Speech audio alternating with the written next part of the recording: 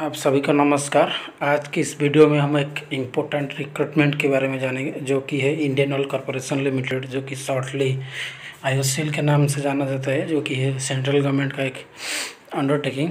उसके जो रिक्रूटमेंट है, जो काफ़ी डिमांड में था ये रिक्रूटमेंट सारे अप्रेंटिस को कि कब आएगा, वो फाइनली आ चुका है। लेकिन वो आईओसीएल के जो ऑफिशियल रिक्रूटमेंट वेबसाइट है वहाँ पर नहीं आया है अभी तक। वो एक्सपेक्टेड है 20 जुलाई में वो जारी हो सकता है।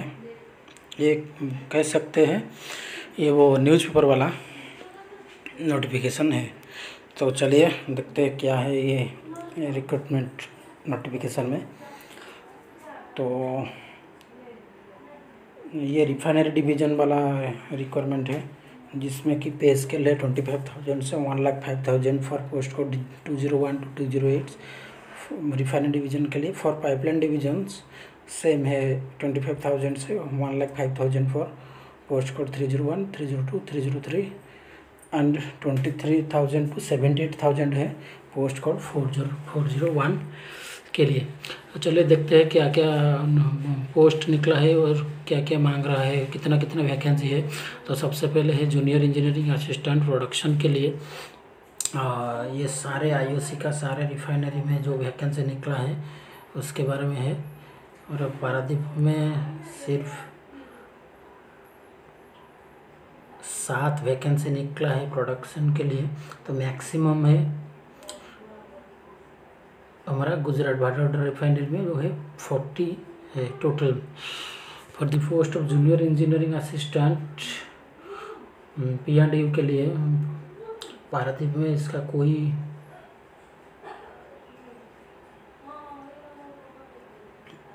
फॉर द पोस्ट ऑफ 202 कोई वैकेंसी नहीं है, बाकी सारे रिफाइनरी में है। और junior engineering assistant IBP and UO&M के लिए पारादीप में 6 वैकेंसी है टोटल, जिसमें 2 है बैकलॉग वाला वैकेंसी। तो जूनियर इंजीनियरिंग असिस्टेंट इलेक्ट्रिकल और जो कि जूनियर टेक्निकल असिस्टेंट IB उसको बोलते हैं, उसके लिए बारावनी में 4, गुजरात में 12, हल्दिया में 2, डिगमोई में 5 एंड बंगाईगांव में 2 वैकेंसीज अवेलेबल है। For the post of junior engineering assistant IB mechanical Guwahati, Barauni, Haldia, PRPC Panipat, Digboi and Bongaigaon Paradip में 2 वैकेंसी है। If you talk about junior engineering assistant IB instrumentation और junior technical assistant IB, there are total 2 number of vacancy in Paradip refinery, whereas maximum 7 vacancies are lying in the PRPC Panipat.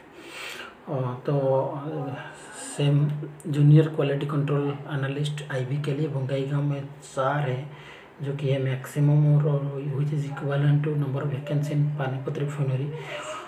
So junior engineer assistant fire and safety के लिए भी निकला है इस बार vacancy, जो कि है पोस्ट कोड 208 वाला, जिसमें मैक्सिमम वैकेंसी है गुजरात वाला रिफाइनरी के लिए, जो है 6।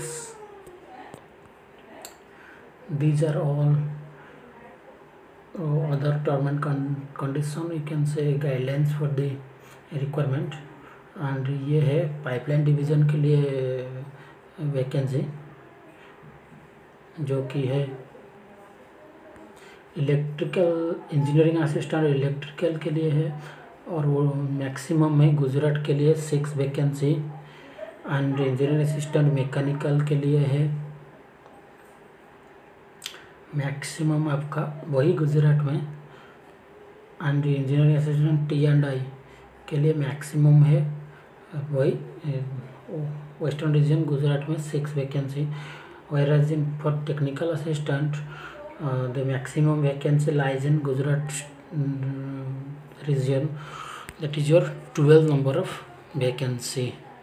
So if we talk about the educational qualification for the above stated post, then for the post code 201 there is a need of 3 years diploma in chemical engineering / petrochemical engineering and dash and which required a minimum 50% mark in aggregate for general EWS and OBC candidates and 45% in case of SC and ST candidates, and Also BSc candidate also eligible for this post. Only those candidates who have math, physics, chemistry or industrial chemistry in their graduations. For the post of junior engineering assistant P&U, 3 years diploma in mechanical engineering or electrical engineering, diploma in electrical and electronics engineering, or matric with ITI fitter of minimum 2 years of durations, or this is a important update that BSc math, physics, chemistry or industrial chemistry from a recognized institute along with boiler competency certificate BCC with second class or national apprenticeship certificate in boiler attendant under the Apprentice Act 1961, and ये उन लोग के लिए है beneficial है जो कि apprenticeship training में ट्रेनिंग ले चुके हैं उनके लिए, क्योंकि यहाँ पर कंपटीशन थोड़ा कम रहेगा। For junior engineering assistant P&U O&M जिसका 203 है आपका पोस्ट कोड, इसमें मांग रहा है diploma in electrical engineering, diploma in for the post of junior engineering assistant electrical और junior technical assistant IV post code 3 years, diploma in electrical engineering मांग रहा है बस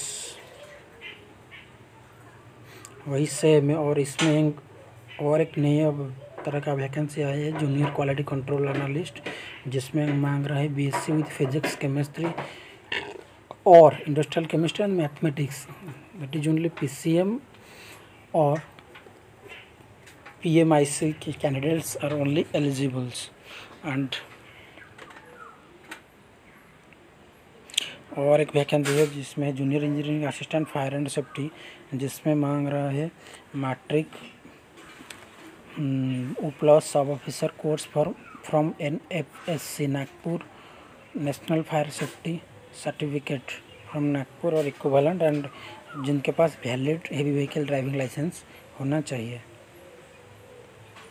और ये वाला आपका है मार्केटिंग वालों के लिए, इसको आप देख लीजिएगा, और जिसमें कि वर्क एक्सपीरियंस नहीं मांग रहा है, मैंडेटरी नहीं है मार्केटिंग वालों के लिए। रिफाइनरी वाला डिवीज़न के लिए आपका ये एक्सपीरियंस मैंडेटरी है, लेकिन ये आप मार्केटिंग वालों के लिए वो फ्रेशर को ले रहा है।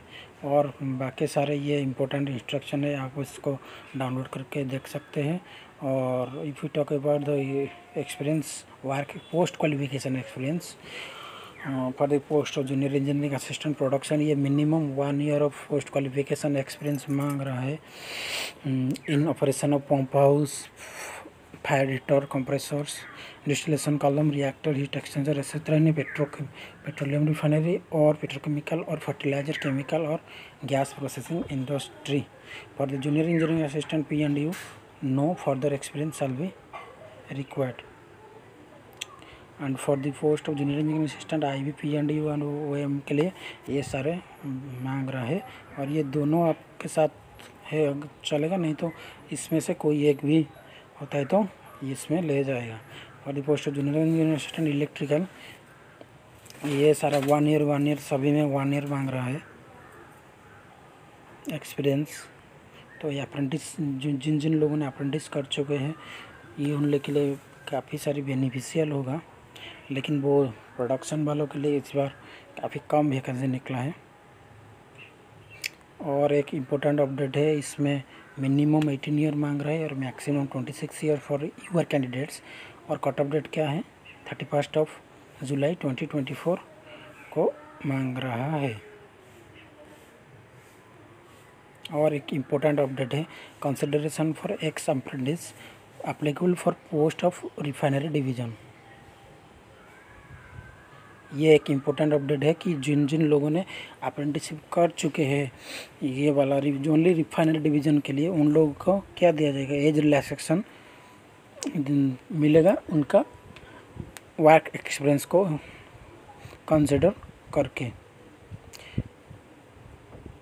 और एक इम्पोर्टेंट अपडेट है, जब अगर वो लोग बॉयलर ट्रेड में कर चुके हैं उसको भी मिलेगा, लेकिन ये अप्रेंटिस एक्ट 1961 के अकॉर्डिंग उसका एज रिलैक्सेशन कैलकुलेट होगा।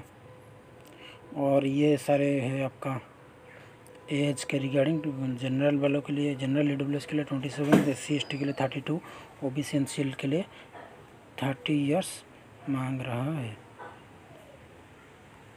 ये सारे कुछ है। और सिलेक्शन मेथडोलॉजी अगर आप देखेंगे कि पहले आपका क्या